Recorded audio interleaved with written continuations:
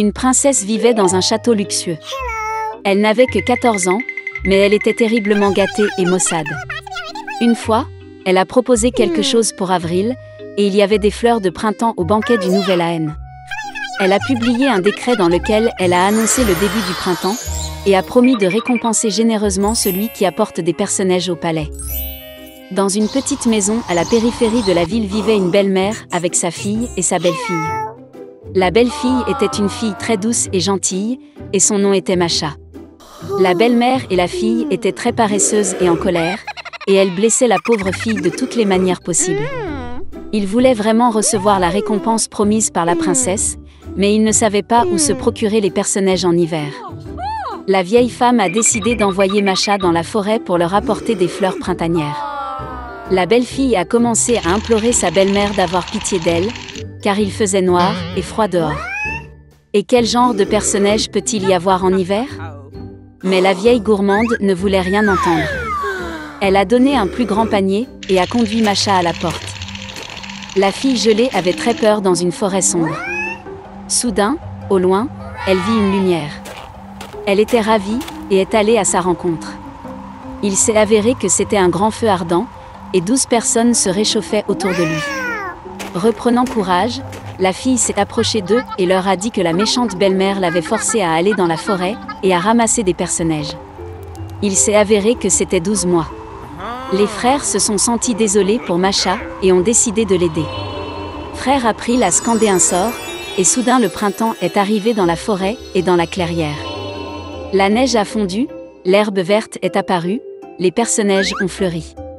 La fille a commencé à ramasser des fleurs et en a bientôt rempli un grand panier. Le jeune April l'aimait beaucoup et il lui a donné une bague magique. En cas de problème, il doit être jeté au sol, jeter un sort, et les 12 mois viendront à la rescousse. Masha les remercia et rentra chez elle. Lorsque la fille a ramené les personnages à la maison, la belle-mère et la fille en ont été très surprises. Masha était très fatiguée du voyage et s'est immédiatement endormie profondément. Sa demi-sœur soupçonnait que quelque chose n'allait pas. Pendant que la fille dormait, elle trouva sa bague magique et la prit pour elle-même. Après son réveil, la belle-fille a découvert la perte. Elle a commencé à supplier pour rendre la bague, mais sa belle-mère et sa fille ne voulaient rien entendre. Prenant un panier de personnages, ils se précipitèrent vers le palais royal. Dans le palais, il y avait un arbre du Nouvel Aène magnifiquement décoré. Mais la célébration à venir n'a pas du tout plu à la princesse capricieuse. Et ce n'est que lorsque la belle-mère et la fille lui ont apporté un panier entier de personnages, que la princesse a changé sa colère en miséricorde. La belle-mère ne pouvait pas dire clairement d'où venaient les fleurs, et elle a dû admettre que sa belle-fille les avait ramassées. La princesse a immédiatement décidé de se rendre dans le pré avec des personnages. En chemin, elle se tourna vers la pauvre Masha pour lui montrer l'endroit où elle cueillait des fleurs. La fille a dit qu'elle le montrerait, mais seulement si la bague lui était rendue. D'une telle insolence, la princesse s'est fâchée et a jeté la bague. Mais la belle-fille a réussi à jeter un sort. Immédiatement, un vent fort s'est levé, le tonnerre a grondé, le feuillage est tombé et la neige a commencé à tomber. Le vieil homme January leur apparut. Il a invité tout le monde à faire un vœu. Par peur, la princesse a souhaité être dans le palais le plus tôt possible. Masha a fait le vœu que tout revienne à sa place en temps voulu, hiver, en hiver, été, en été. La belle-mère et sa fille étaient si gelées qu'elles voulaient des manteaux de fourrure de n'importe quelle fourrure, même d'un chien.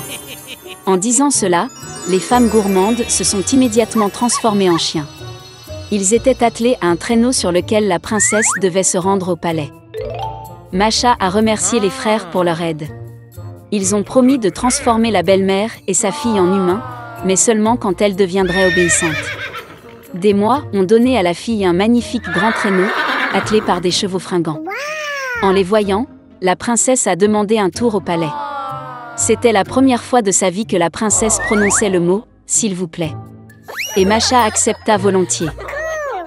Il était une fois une petite fille. Son nom était Heidi. Les parents d'Heidi sont morts et elle a été prise en charge par tante Dete. Mais un jour, elle a dû emmener la fille chez son grand-père. Il n'était pas très bavard, car il vivait dans une petite maison dans les montagnes. tante a trouvé un emploi dans une autre ville, alors elle a dû laisser la fille avec son grand-père pendant un moment. Le grand-père des Alpes a l'habitude de vivre seul loin des gens. Par conséquent, il était très content de sa petite fille, mais ne savait pas comment le montrer. Le vieil homme lui aménagea une petite chambre dans le grenier. Heidi est tombée amoureuse de son grand-père au premier regard. Une vie merveilleuse dans les montagnes a commencé pour elle. Le lendemain de son arrivée, Heidi a rencontré l'énorme chien de son grand-père. Elle passait tout son temps libre avec lui. Un jour, en promenant le chien dans les collines, elle a rencontré le berger Peter, qui gardait les moutons dans le pré.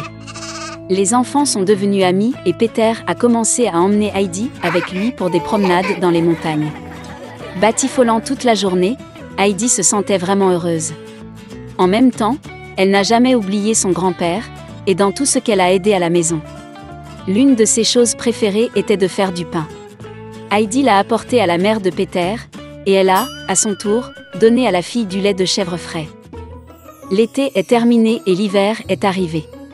Peter a commencé à aller à l'école. Mais Heidi était encore trop jeune pour l'école. Par conséquent, tante Dete est revenue la chercher pour emmener la fille en ville et lui apprendre à la maison après le travail. Le grand-père des Alpes était très bouleversé, mais a quand même laissé partir la petite fille pour qu'elle puisse apprendre à lire et à écrire. Heidi était également très bouleversée, mais sa tante a promis de la ramener bientôt dans les montagnes. En arrivant en ville, la tante emmena la fille dans une grande et belle maison. Là, Heidi a rencontré la fille Clara. Elle ne pouvait pas marcher et s'est déplacée sur une chaise en raison d'un accident qu'elle a vécu dans la petite enfance. Tante a amené Heidi dans cette maison pour tenir compagnie à Clara, car elle n'avait pas d'amis. Les filles s'entendaient bien et devinrent de vraies amies. Clara a aidé Heidi à apprendre à lire et à écrire. S'étant habituée au nouvel endroit, la fille a commencé à se sentir plus libre. Clara est également devenue très attachée à elle. Mais Heidi a vraiment manqué les montagnes et son grand-père. Elle avait tout ce dont on pouvait rêver, mais elle avait l'impression d'être dans une cage dorée. Elle a même arrêté de manger. Tante Dete a tout de suite compris pourquoi sa nièce était triste. Et j'ai décidé de la renvoyer chez son grand-père. Clara était très bouleversée que Heidi doive partir. Mais la tante a promis que Clara pourrait venir rendre visite à Heidi l'année prochaine. Un an plus tard, Clara est venue à Heidi. Elle a rencontré Peter et les enfants sont devenus de très bons amis. Ils marchaient beaucoup dans les montagnes, respiraient l'air frais et mangeaient des aliments naturels. Mais au bout d'un moment, Peter commença à s'inquiéter du fait qu'Heidi repartirait avec Clara pour la ville. Et puis un jour, il a jeté le fauteuil roulant de Clara d'une falaise. Il pensait que cela résoudrait tous les problèmes. Mais il s'est avéré que sans fauteuil roulant et grâce à l'air frais de la montagne, Clara est devenue beaucoup plus forte. Et au bout d'un moment, elle était capable de marcher du tout. Tante Dete n'en croyait pas ses yeux. Et Peter avait très honte de son acte. Il a admis que c'était lui qui avait jeté le fauteuil roulant de Clara de la falaise. Bien sûr, les filles lui ont pardonné. Et l'heureuse amitié des enfants a été préservée à vie.